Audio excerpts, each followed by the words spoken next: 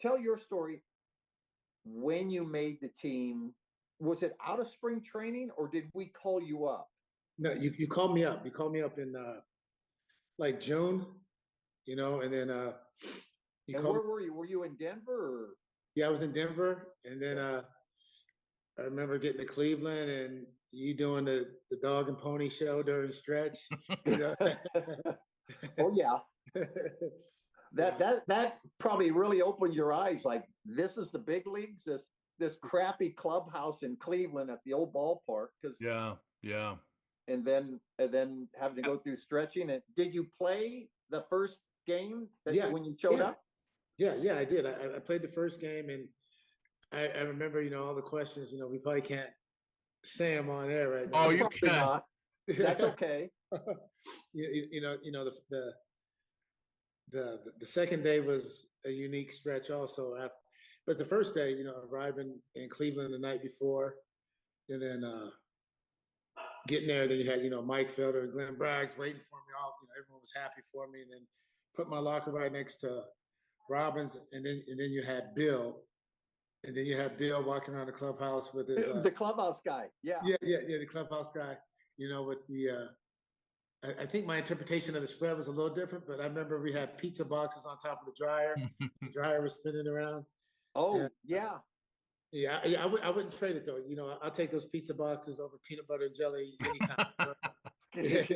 So anyway, the first game I remember stretching, and it was just excitement. Calling my mom and dad, just everyone, just letting them know that I got to call up. And I remember the first day, the first game, the first pitch. It was like my legs weren't even on the ground. I was just nervous and excited at the same time, even though I'd been up, because I was drafted 2 years before that, so I had been up in big league games and stuff like that before, but this was different, So I remember the first pitch. They say, "Oh, you got a sinker, slider," and all these. Do you remember who the pitcher was? I think it was Rona, but Fonzie, the shortstop. He was that shortstop. I remember, Johnny, the sinkers in the big leagues were a little bit better than the sinkers in AAA. I hit it off my knuckles, and it basically almost killed you guys in the dugout. And I recall him looking at Fonzie at shortstop, and they were laughing. They were, and I played against those guys taking that bus ride to Tucson before, right? Mm-hmm. So now they're laughing at me like I don't belong. You know what I mean? So then I think that's when I was able to feel the ground and say, okay, I'm going to war. I'm going to battle right now. And then hit a double off the wall. Wow. I think I was 3 for 3 my first game. And then after that, it was all downhill. You know what I mean? Can't get much better. Yeah. When you were up there with the Brewers, did it feel like you were going to stay? I mean, does that go through your mind right away? Do you, after 3 for 3? I mean, yeah, but does that go through your mind that you're going to stay? Well, I tell you about the story. I didn't. How do I say this? I didn't play baseball to get drafted. I played to get to the big leagues, and I think there's a difference. I think, some guys, they think they're in the big leagues as soon as they sign their minor league contract and all that. Me and Chef, rest in peace, Darryl Hamilton. All of us we're all in the same draft, and our goal was to get out of the big leagues. Our goal was never to. I mean, get to the big leagues, get out of the minor leagues as fast as we can, and never go back. And that's what happened. But I never played just to get drafted. That wasn't the goal. The goal was to get to the big leagues and to stay. Because you hear the horror stories that it is much harder to stay than it is to get there. Right. So, absolutely. And for people that don't know, you came out of the University of Miami, correct? Yeah. Yes, sir. Yeah. And it was crazy because I think I had the mindset, growing up in California, and you see the guys that you idolize, the guys in your neighborhood, and the guys, Johnny, we talk about it all the time. If they can send those guys home, they can send me home too. So you realize that you gotta, it's blood, sweat, and tears, and it's a job. It is a job. It is a grind. It's a lot of responsibility that comes with it, but I look at it this way: if they're going to pay you to do a job of playing a sport, it's not easy. But I mean, there's a lot of worse off situations you could Yeah. be in. You know what I mean? So Yeah. for me, to be able to play a sport, it was a blessing. To be able to stay there for 15 plus years was a blessing. And you know, I wouldn't change. You know, they always say, "Look at the money now and this and that." But Yeah. you know, I'm so glad I came in the air Mhm. that I came in. Yeah, it was a perfect time. Yeah, I think Yeah. now that there's so many You got to distractions. see enough. I think you came in to see enough of the old school, the last few years of the old school, and really and be surrounded by some good older guys. You know, Robin and Parker and a number of other guys. You know that you came and you got to see the real old school guys, and then you got to see how the game started changing, Yeah. and all that good stuff, and um you got to play for like what 5 different ball clubs, and I think most people remember you mostly as a Brewer, San Diego Padre, and a Cincinnati Red. Yeah, I think that'd be accurate. You know, changing the facial hair policy in Cincinnati. You Uh, know, and tell that story because I haven't written. This is no shit. I have it written down on my notes here. I wrote about 4 or 5 little things down about that I wanted you to tell the story about when you came to Cincinnati and how the discussion you had because they, like the Yankees up until 2 months ago, uh, had a policy of no facial hair, the Cincinnati Reds, especially their owner, Marge Schott. So you take it from there, G.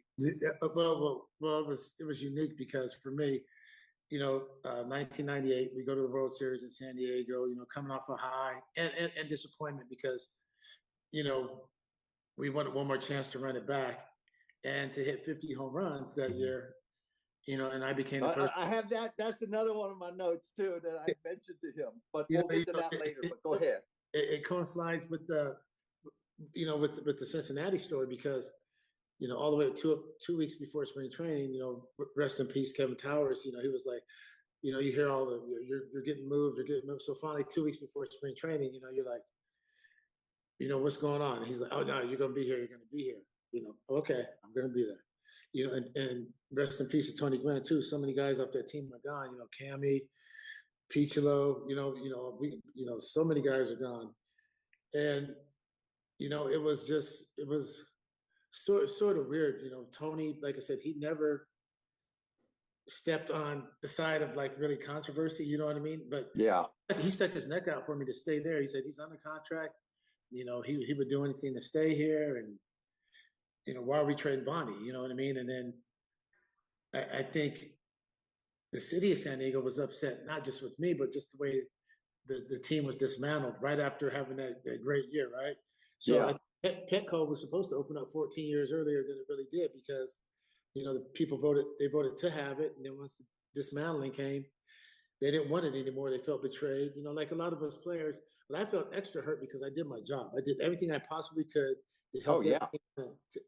But, you know, with that being said, you know, coming up and Paulie was on the Brewers and Robin's on the Brewers, Gumby's on the Brewers. You think you're going to stay there, you know, the whole time. You realize that it's a business, right?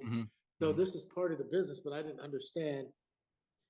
To me, there's a lot of other ways they could have went besides with someone that did their job, you know. So I felt like it was a slap in the face. And then to get traded to Cincinnati and myself, Larkin or Davis, you know, Thomas Howard, there's so many guys that we all had the same agent. All you heard was horror stories out of Cincinnati. You know what I mean? And it was like, oh man, I mean, from it was just a nightmare. So then I get the call like at 5:30 in the morning, California time. You know, at that time, AM. I'm thinking someone, it's bad news. Something happened. You know, but it was Marge Schott, half baked already at like 8:30 in the morning. You know, Ohio time, and she was, you know, I didn't even hear from KT. I heard from her about the trade, and I thought it was a nightmare, man. I thought I'm dreaming this. At all the places, Cincinnati, and then I hear her voice and congratulations, Greg. And you've been traded to Cincinnati Reds. She goes, but we have one issue though. We don't allow facial hair, and I'm already pissed off. Like I traded when they said I was going to stay like 2 days ago.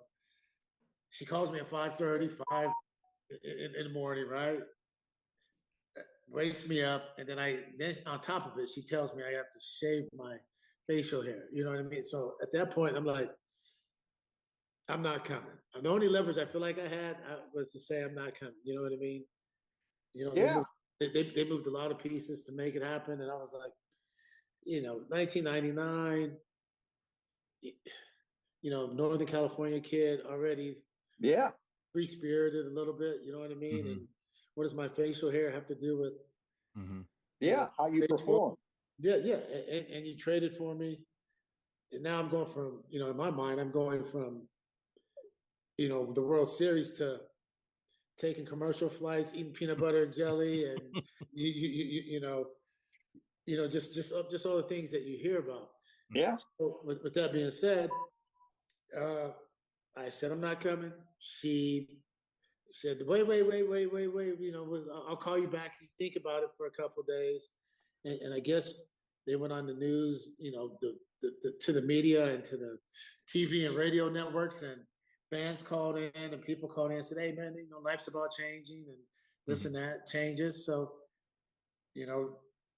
she said I got to keep it. And then after that, my phone started blowing up from every player on the Reds organization. They were so happy that, that they didn't have to shave anymore. They could have, they could express themselves, be themselves. You know what I mean? So, but I did, Johnny. I did, Johnny and Jim. I went back to everybody on the Big Red Machine and apologized because wow, I didn't know that. Good for you. Because there was no disrespect to them. You know what I mean? Yeah. Or the city of Cincinnati, or I think being a business owner, you understand that rules are meant for a purpose. Yeah, things change. Yeah, but that was just bad timing for me, and I felt like, what else could I have done to stay and play in San Diego, where we just left the World Series. It was like, to me, it was a slap in the face, and I think that was part of it also. And with that being said, I went back to all the guys that I could find, and over the years of seeing them at events and all the rest of it, and apologize for it, because to me, it, like I said, it wasn't intended for them. It was more of a staple for me to I guess sort of express myself without going too crazy. You know what I mean? Yeah. So, how did guys like Johnny Bench and Pete Rose and Concepcion, how did they take that when you told them your stance on it? Well, they all understood, and like I said, they were all wonderful guys, man. No one was upset with me, and or they didn't convey that to me. They were all like, "Hey, man, we understand." You know what I mean? Life's about changing, and it's about time that this organization, caught up to everyone else, right? Yeah, sure. In a lot of different ways. And the crazy thing about it is, another, Pete Rose, I seen him about 2 weeks, a week and a half before he passed, at an event, and he goes, "What's up, Bonnie?" I said, "What's up, Pete?" He goes, "Hey, man, you a bad man." I go, "I'm a bad man. You got over 4,000 hits." He has nerve to say that. Yeah. And I said, "I'm a bad man." And he goes, and I go, "You're a bad man. You got over 4,000 hits. How come I'm a bad man?" He goes, "Because you got him to change that goddamn facial hair policy." Yep. So, with that being said, it's time to evolve and, move on and grow. But like I said, I'm not here to buck at rules and laws or whatever. They're in place for whatever reason. And like I said, mine was just bad timing, so to speak. Or good timing. Well, but you know what? You made a change. Yeah. And you know what? They've never looked back. And and let's face it, it was time. And you know what? Look at Cincinnati now. It's not like anyone's went hog wild there. It's just like no one's went crazy with it. So they're good for you. I think that was a neat story. Really is. Uh, Really is. You changed yeah, all that policy. Vonnie, I want you to just take a step back with San Diego, um, and go ahead and tell the viewers how many years you spent there. And your last year, you guys went to the World Series. And if I've got my facts straight, you're one of the last right-handed hitters in the National League to hit 50 home runs, correct? Yeah, I think so. And you did it clean, I may add. I'll say it. And you did it clean. Yeah. But you know what? It's just one of those things, Johnny, where I don't even know if I was the last, one of the last right-handers, but it's yeah. It, everything just matched up that year. You know what I mean? You get the same pitches and you didn't miss them. You know what I mean? You got your, again, I could be wrong, but you got that 50th on your last AB at home, right? No, on the road in Arizona. Oh, it was in Arizona, yeah. But it was the last AB, right? Last at bat, and the story to that is I had a month and a half to hit it, right? A month and a half.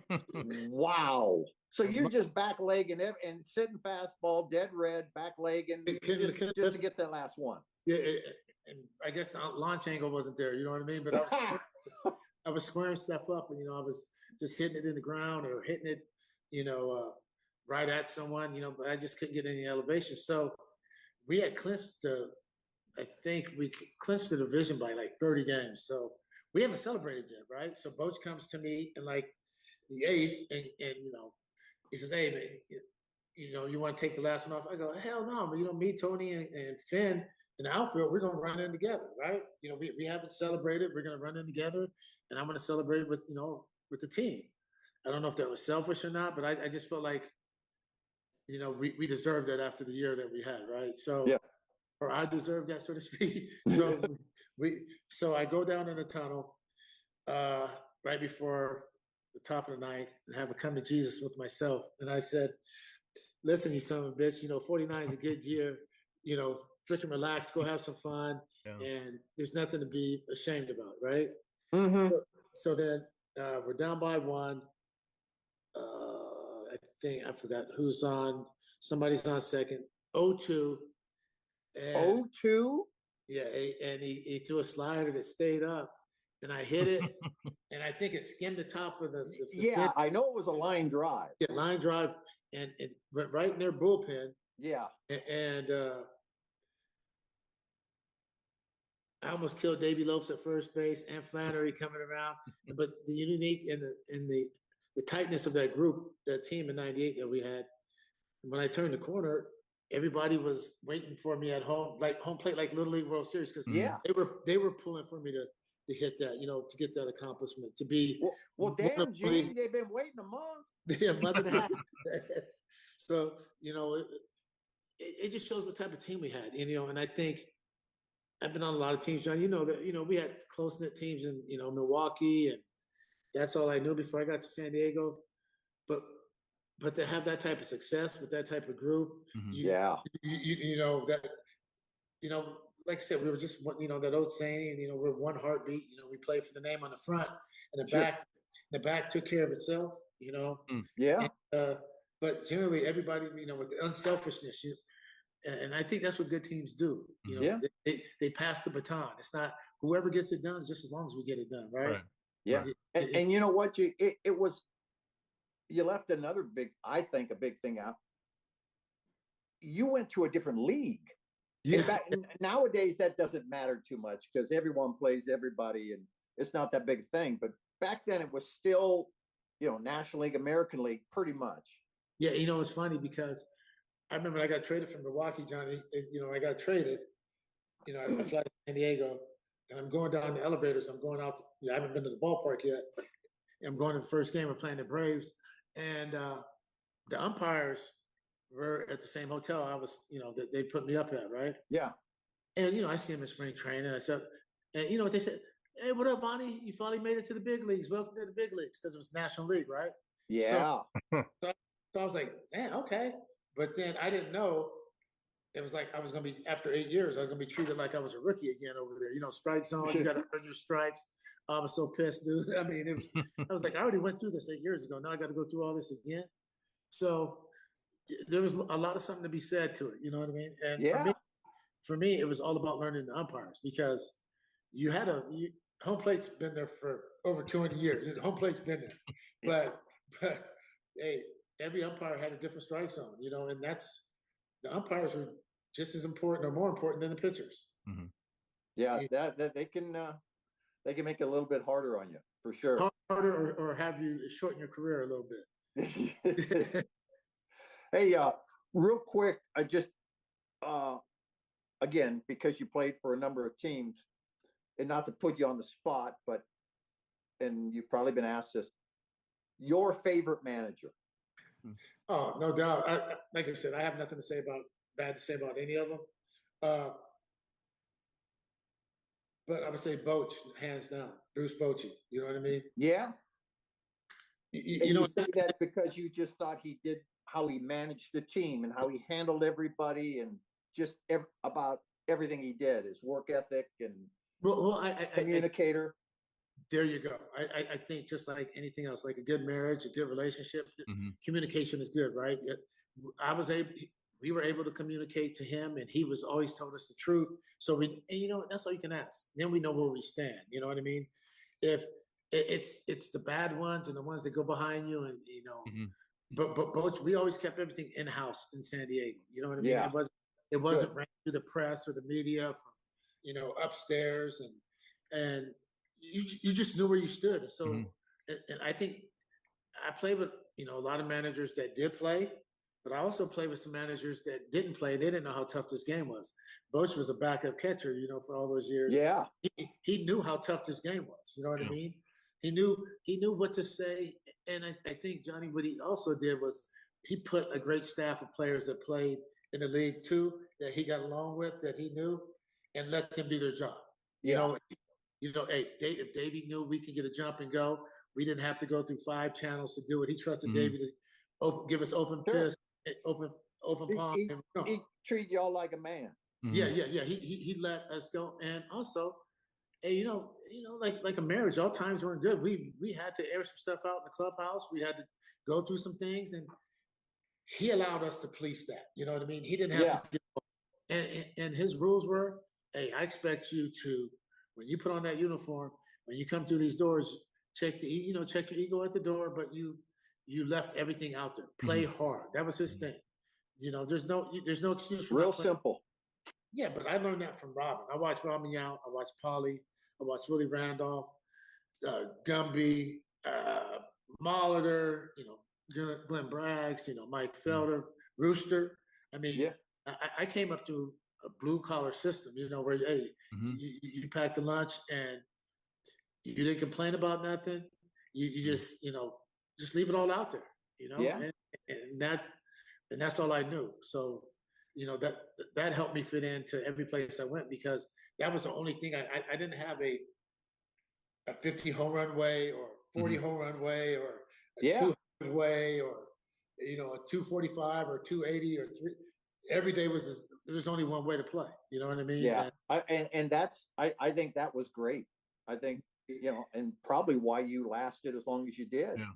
Besides, because everyone's talented, that, but it's just the work ethic, like you talk about. Let me touch on something you just said, Bonnie. When you were talking about Bochy, and we did PLESAC a couple weeks ago, and he brought something up that speaks to what you just said. He said when he was with the Pirates, Leland, who was their manager? Leland. Leland. He said Leland told him one day, they were talking. Leland told PLESAC, he goes, you know what? As a manager, if you're just truthful with a player and tell him a hard truth, maybe not something you want to hear, but you're truthful, he'll be pissed off at you for 2 weeks. But if you lie to the player, he's done with you. Yeah. And it sounds like Bochy just was truthful. He let you have it. That's how it is. you can live with the truth. You know Mhm. what I mean? With him being truthful to you, and you're exactly right. But Yeah. it's hard to get him back after you Yeah. massage, go behind his back. Perfect example. Shep is my brother. What Milwaukee did to Shep. You know what I Yeah. mean? And Mhm. that's one thing. 500 home runs, 500 doubles, and not in the Hall of Fame is crazy, right? For Sheffield, and Yeah. he's like my little brother. You know how close we were, Yeah. and still are. And that's the whole thing. He has a bad rap because people think he's difficult. Chef is not difficult, but if you cross him, he's not Oh coming yeah. back. Yeah. You're done. Yeah, you're not coming back. And you know, me and Chef, the numbers that we had to put up, and no disrespect to Billy Spires or anything like that, but you know, Shep had to play his ass off to get where he was, and he was only 17, 18 to get to the big leagues. Mhm. And then Billy Spires hit 200, and Billy was a great friend of mine. But Billy just happens to be the common denominator because Shep had Yeah. no animosity against him. But at the same time, Shep had hit 370 and do Mhm. this, and that to get to the big leagues. Billy hit 200, then he gets called up, and now he's taking his position. And Yeah. that did not bode That well that for well, it made it worse, and that's how it started off. right. Mm. So it was tough. What- Hey, Rick, Just one but I thing on that. agree with you. Go ahead. No, Go it's ahead. one thing on that. Was Treb there when you came up? Yes. Yeah. He adores. That sounds strange. He really loves Chef, and he has. I talked to him yesterday, and he always had the utmost respect for Chef, and I just want to throw that out there. A lot of people. You're right. Treb's a great guy, but I think back then, even how do I say this? The managers did manage, but a lot of it came from up top. Oh, You know, I think it comes from the up top even more now. yeah. Nowadays. Yeah. It comes way up top now. They tell you who to put in, who to take out, what time it is. This guy's no good on Tuesday. Don't play him. And Yeah. yeah, I think, but the whole once Chef lost faith with Harry Dalton, you know what I Yeah. mean? It was a wrap Mhm. because that's who it was about. It wasn't even about, it Yeah. wasn't about Billy. It was just like, he didn't feel like he got a fair shake, and like I said, who can speak on behalf of somebody else? Whatever they feel, that's their feeling, and they're Right. right?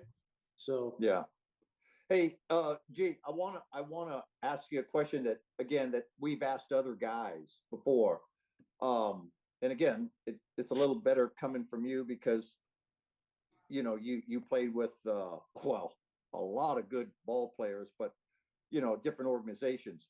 But if you, and this is a tough one, if you had to pick three guys, no, this is a straight line, actually. This is a straight line. I'm not going to go silly on you. If you had to pick three guys that are your all-time, what you feel, best leaders that you played with, who would be those three guys?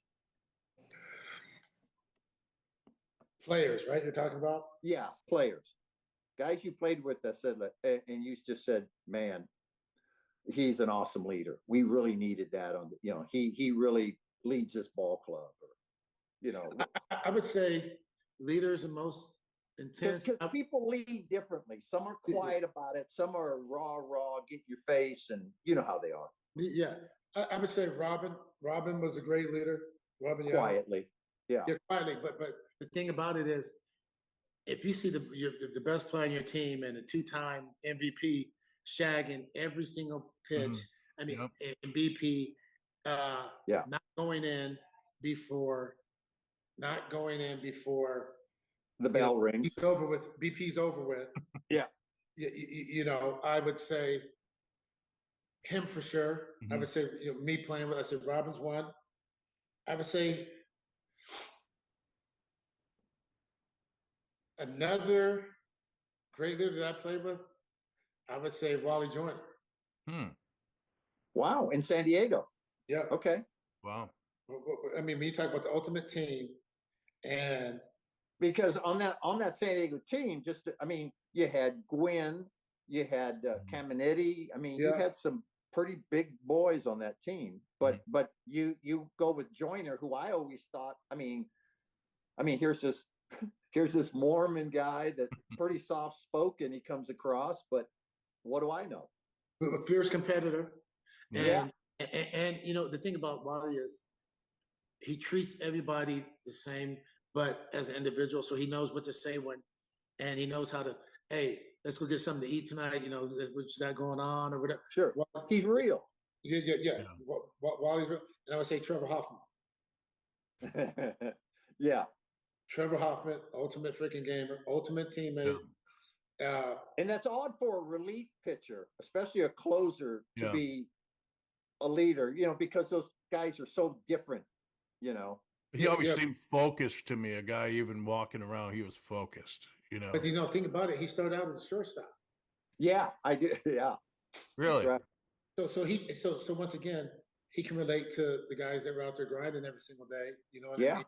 He knows how hard it is. Yeah, he knows how hard it was, and also he didn't throw people under the bus. You know what I mean? And, That's and, and you know, Johnny, you've been around the game for a long time.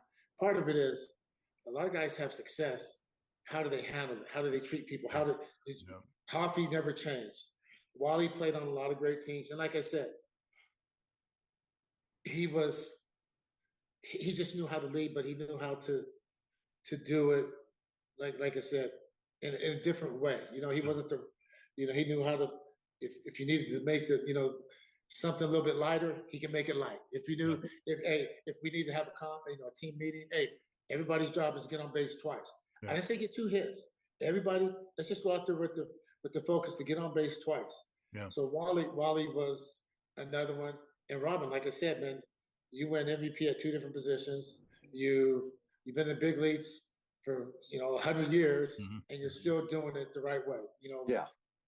And there's no one that can argue that. And it's pretty hard to top. Yeah. And the thing of, not saying that I didn't play with a lot of intense from Dave Parker to Willie Randolph, and other Willie Randolph is right up there too. Yeah. He led and he played every single day. Like I said, those guys played every day, man. There wasn't, rest days. There wasn't. Oh yeah. We were scared to come out of the lineup because somebody else wanted that job. So with that being said, it was really, really,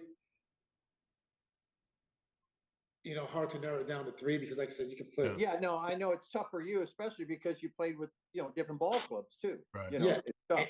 And Barry Larkin was another one. He was a but Barry didn't say much. I was sort of the bad cop. He was the quiet cop. What I mean? But Barry's another one. Every single day, took infield. Never took. I believe it. Yeah. You never hear anything bad about him. Played hard every single day. But yeah, for me, that'd be my 3. Most talented. That'd be something different. Yeah. Oh, yeah. That is. Yeah. Subjective. Yeah. Yeah. And that, and now let me throw you the curveball. Okay. Right here. What 3 guys? I was going to ask. If you got jammed up in a bar, what 3 guys would you like to have on your side of the fight? They got your back. Off my teams? Of guys you played with. Yeah. In a barroom brawl. Oh, okay. Dan Maselli for one. I did Dan Maselli, Golden Gloves.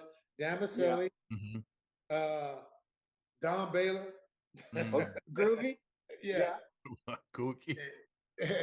And Kevin Mitchell, easy. Oh, well, he crazy. That brother just crazy. I don't know. Now let me throw 2 names out at you, because my 3 would it be Rooster? Yeah. Rooster, Bosio, Fetters. That's it. Fetters, Rooster, and Bosio were my 3. Yeah. It was. I was trying to go into different teams, but Mike Fetters. Oh yeah, to the end. Oh yeah, and that's what I said. I said all 3 of the guys I named. It's like that switch goes off. Yeah. And it probably, whoever the poor soul is that they got one-on-one with is probably going to stop breathing. Yeah. They're gonna. Yeah, they get a different look in their eye. So Fetters. Oh, without that, Dan Maselli, Rooster. I mean, and you got Bosio and you got Clutterbuck. I watched Clutterbuck. Clutterbuck went the A's dugout. I remember that. Ran over, took on the whole team. He took on the whole team inside the dugout. And that's when they were the Bash brothers. He took on and they had Canseco and McGuire. And Don Baylor over there and Dave Henderson. Yeah. He took on the whole team. Yeah. But it was a different type of crazy back then. You know what I mean? Back then it was a different crazy. You know what I mean? Yeah. We got to settle. It was halfway the norm. Nobody thought it was that weird either. I mean, we're kind of like, wow. But then it was like, it was settled on the field. Yeah. That's just the way it was. So, Jim, you got any other? Well, hell no. You talk for an hour. What am I going to do? I love having you on with your old friends. It's just so I learned so much. I feel like a fly on the wall, and just that Gar echoed a couple of things you said about, it's nice talking to these guys and seeing people get together, right, Johnny? Yeah, absolutely. That haven't talked in 30 years or 20 years, and then talking about intimate moments like when Gar had to tell Sack, I'm switching up, but you don't hear. You're no longer the closer. Yeah, you just don't hear this stuff until these quiet moments, 25 years later or whatever, and that's what I cherish about this. Yeah, Gar was good, and you know what? The thing about Gar and Foley, hey man, them two. I mean, the stories and everything else. And I'm gonna tell you what Gar did for me. Like I said, I had 8 years in Milwaukee. I got traded during batting practice, so he cut it off short, and he called the whole team in there, and instead of just me by myself saying I got traded coming out 1-on-1, he announced it in front of the whole team, and yeah, he always did right by me. You know what I mean? I don't have anything to say about Gar. We played in the division back then. Like I said, we played hard. We were just a little short, as far as like. Mm-hmm. Sure. And some of them teams we won 90 games, but you had Toronto, Toronto with their. Oh yeah. You had Toronto, those teams in Toronto, and then you had Cleveland, with the Alomars and and Pascals and hard hitting Whitney and Steele, and Glenn Allen. You know what I mean? It was I mean, to come out of those just two divisions was hard. Mm-hmm. Yeah. Now they take. Everybody makes the playoffs. There's a handful of teams that don't, right? Yeah, it's kind of like hockey now. Yeah, everyone's in postseason play. That's why I just shake my head and you hear these statistics like, yeah, he's got the most RBIs in postseason play. Well, it's just like you can't compare that with guys like Mays and guys like that because their only postseason play was a World Series. That's all they played. So these guys have 3 rounds of playoffs, and it's just you can't compare. It's apples and oranges. Yeah. But gee, thanks a lot, man, for doing this. We had fun. We'll do it again. We'll try and get some other guys on the line. Maybe you know what, G? Maybe we'll get Surhoff and Lisa. Oh, Angry Man. Angry. Surhoff. What's your podcast there, Greg? Was that your podcast? Yeah, Life After Sports 23. Yeah. Where do I get that hoodie? This is 23 Wines. Do you have your website? Is it a website? Yeah, you go to 23 Wines. That's my wine label. Johnny's, Oh yeah, I can speak highly of that. Of the Pinot was outstanding. Yes, that's my favorite Pinot. Okay, so we got to make sure to get you some for sure. Yeah, thanks, Greg. Much appreciated. No problem. Anytime.